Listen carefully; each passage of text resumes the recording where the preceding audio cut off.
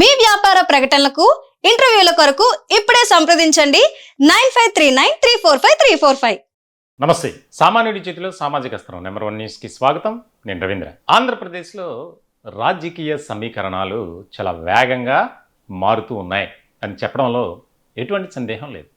ప్రధానంగా ఇప్పుడు రాష్ట్రంలో కూటమి అధికారంలో ఉంది.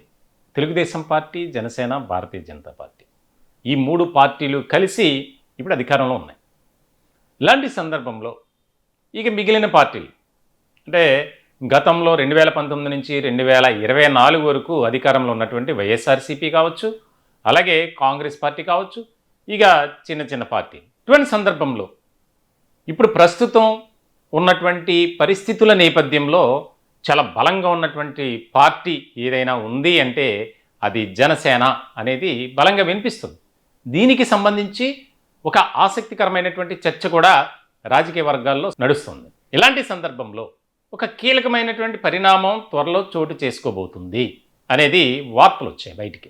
అదేంటంటే మాజీ ఐపీఎస్ అధికారి, ఆయన సర్వీస్ ఉండగానే వీఆర్ఎస్ తీసుకొని రాజకీయాల్లోకి వచ్చినటువంటి వ్యక్తి. ఆయన సర్వీస్లో ఉండగా సేవా కార్యక్రమాలు కూడా చేసినటువంటి వ్యక్తి. ఆయనే వివి లక్ష్మీనారాయణ. ఆయన అంతా జేడి లక్ష్మీనారాయణ అంటారు. సిబిఐలో జాయింట్ డైరెక్టర్గా పనిచేసినటువంటి ఆయన ఇతర రాష్ట్రంలో మహారాష్ట్రలో ఉన్నటువంటి సందర్భంలో డిప్యుటేషన్పై ఉమ్మడి ఆంధ్రప్రదేశ్లో చాలా కీలకమైనటువంటి కేసులను డీల్ చేశారు. ముఖ్యంగా జగన్మోహన్ రెడ్డి అక్రమాస్తుల కేసుకు సంబంధించి ఇంకా ఇతర కేసులు ఆయన వీఆర్ఎస్ తీసుకోవడం, తర్వాత ఆయనకంటూ ఒక వర్గాన్ని తయారు చేసుకున్నారు. అందులో బడుగు బలహీన వర్గాలు, మేధావి వర్గం, అనేక మంది ఆయనతో వెంట నడిచారు.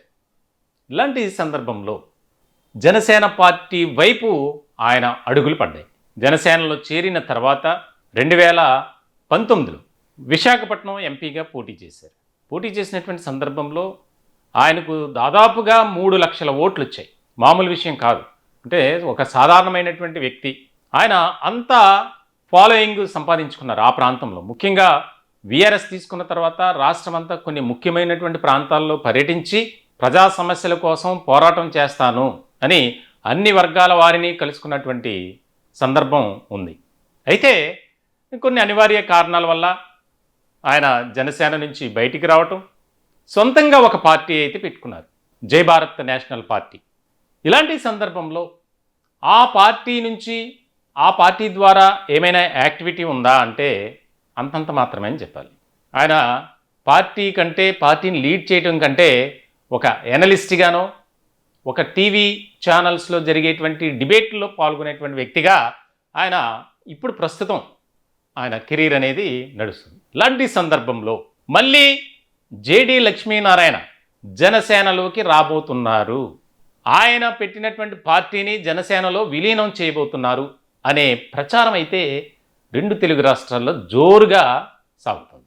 ఇది ఎంతవరకు వాస్తవం అంటే కనుక జనసేన పార్టీకి సంబంధించినటువంటి ఆ వర్గాల నుంచి కానీ కొంతమంది ముఖ్యమైనటువంటి నేతలు కూడా చెప్పేది ఆయన మంచి వ్యక్తే, ఆయనకున్నటువంటి భావాలు కానీ నైతిక విలువలు కానీ ఆయనకంటూ ఉన్నటువంటి అనుచర గణం ఏదైతే ఉందో మంచి పద్ధతిలోనే ఉంటారు.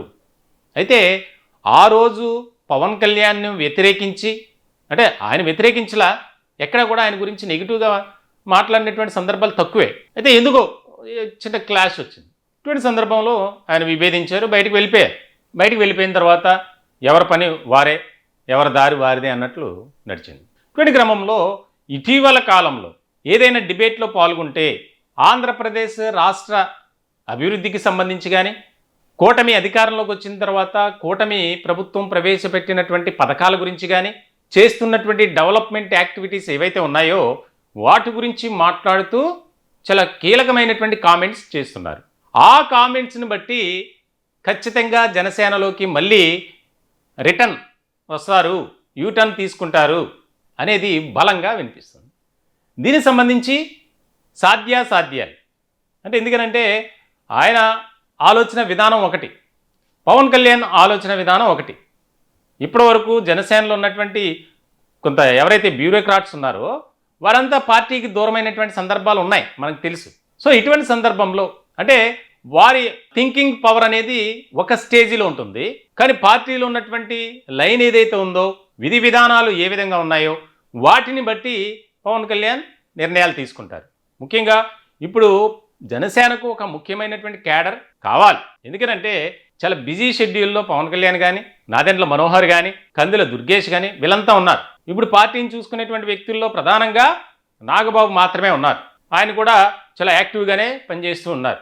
ఇలాంటి క్రమంలో పార్టీకి ఒక మేధావి వర్గం కావాలి. పార్టీని లీడ్ చేసే దానిలో భాగంగా కొంతమంది ముఖ్యమైనటువంటి వ్యక్తులు కావాలి అనేది జనసేన ఆలోచన. జనసేనని పవన్ కళ్యాణ్ దాని మీద ఒక ఆలోచన చేస్తున్నట్లు కూడా తెలుస్తుంది. ఇలాంటి సందర్భంలో లక్ష్మీనారాయణ ఆయన వ్యక్తిగతంగా చాలా మంచివారు.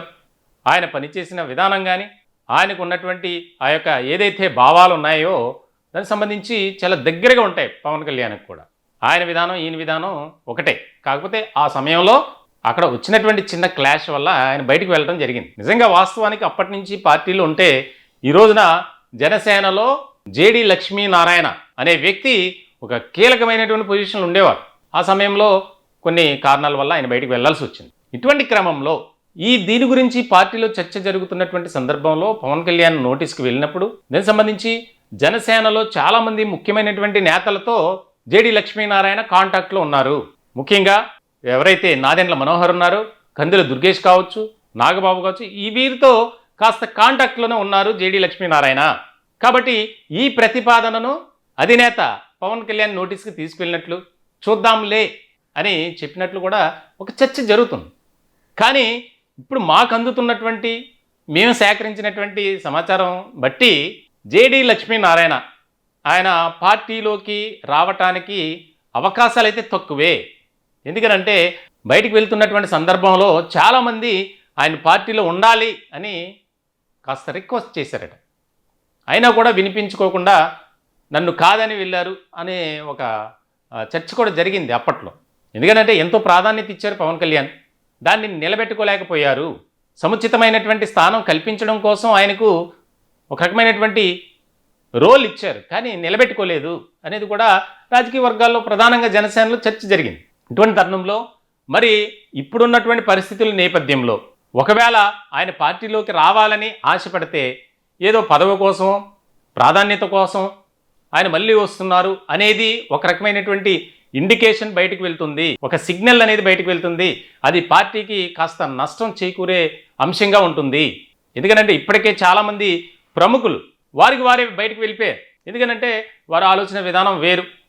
ఏముందలే ఈ పార్టీకి అని కొంతమంది, అధికారంలోకి వచ్చే పార్టీయా అని కొంతమంది డైరెక్ట్గా మాట్లాడినటువంటి సందర్భాలు ఉన్నాయి. అప్పటి పరిస్థితులు వేరు, ఇప్పటి పరిస్థితులు వేరు. దేశ రాజకీయాల్లోనే ఒక ప్రాధాన్యత కలిగినటువంటి పార్టీగా జనసేన రికార్డు క్రియేట్ చేసినటువంటి పార్టీ. మరి ఇటువంటి సందర్భంలో వారు అన్ని తగ్గించుకొని రావడానికి ఇష్టపడతారా అనేది ఇక్కడ ముఖ్యమైనటువంటి పాయింట్. సో మొత్తానికైతే ఒక కీలకమైనటువంటి చర్చ అయితే జరుగుతుంది. ఆయనకున్నటువంటి భావాలు కానీ, ఆయనకున్నటువంటి వాల్యూస్ని బట్టి అంతా ఒకవేళ ఎవరి ద్వారా అయినా సరే రావాలి అని ఒక ప్రతిపాదన వెళ్ళినప్పటికీ ఆయన అంత సాహసం చేయరు. రావటానికి ఆయన ఎక్కడో కాస్త గ్యాప్ అనేది ఉంది అనేది వినిపిస్తుంది. ఒకవేళ అవన్నీ పక్కన పెట్టి మనం ఆ పార్టీలో ఉండాలి, జనసేననితో మనం కూడా అడుగులు వేయాలి, పార్టీ అభివృద్ధికి, అక్కడ ఉన్నటువంటి రాష్ట్ర ప్రయోజనాల కోసం జనసేనలో నేనుంటే బెటర్ అనుకుంటే కనుక ఏమో ఒకవేళ పార్టీ అధినేత జనసేనాని పవన్ కళ్యాణ్ ఆయన ఆలోచన నిర్ణయం కూడా ఇక్కడ ముఖ్యం కాబట్టి ఏం జరుగుతుంది అనేది చాలా కీలకంగా మారినటువంటి అంశం. సోషల్ మీడియాలో కానీ ఇతర ప్రచార మాధ్యమాల్లో విపరీతమైనటువంటి చర్చ జరుగుతుంది. త్వరలోనే జనసేనలోకి జేడి లక్ష్మీనారాయణ పార్టీని విలీనం చేస్తున్నారు. ఆల్రెడీ మొత్తం అంతా టాక్స్ అనేది కంప్లీట్ జరిగింది అనేది, కానీ అదేమీ జరగల. ప్రతిపాదన అయితే ఉంది, అటువైపు నుంచి వస్తుంది, వీళ్ళు కూడా చూద్దాంలే ఒక డిస్కషన్ ఏదైతే నడుస్తుంది, కానీ దానికి సంబంధించి ఎక్కడా కూడా ఇంకా నిర్ణయం తీసుకోలేదనేదే మాకు అందినటువంటి సమాచారం. మొత్తానికి చూడాలి ఏం జరుగుతుంది. ఇదంతా పవన్ కళ్యాణ్ ఇష్టం కాబట్టి ఆయన కనుక ఒకవేళ ఆయన అంగీకారాన్ని తెలియజేస్తే ఏ విధమైనటువంటి పరిణామాలు ఉంటాయనేది ఇక్కడ ముఖ్యమైనటువంటి అంశం.